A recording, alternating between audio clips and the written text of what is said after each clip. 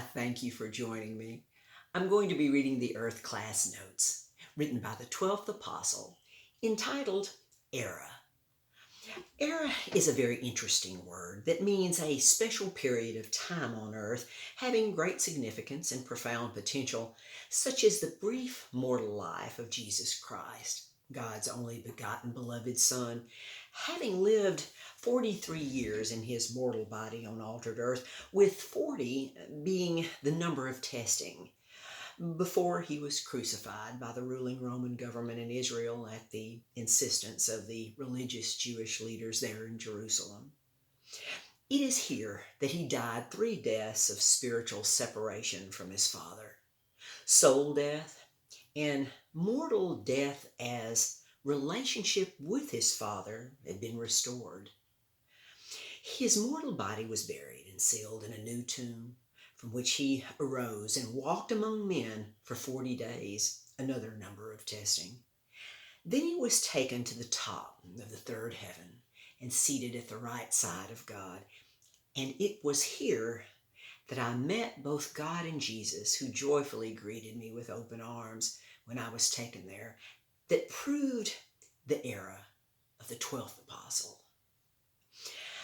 There are basic requirements in this final era of this world age, of which I will now list a few.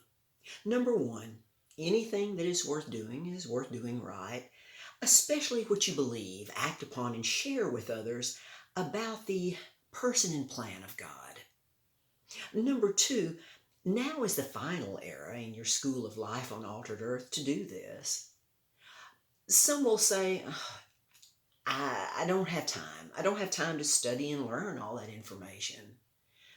Remember, we all have the same amount of time each day, and it depends upon what we do with this time now that can and will make a major difference in where and what we will be and do forever.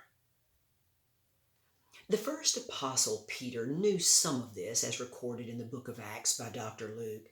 But Peter said unto him, Simon the sorcerer, thy money perish with thee, because thou hast thought the gift of God may be purchased with money. From the book of Acts. Peter had learned much of what was available to him at that time, but not as much as Paul and John did.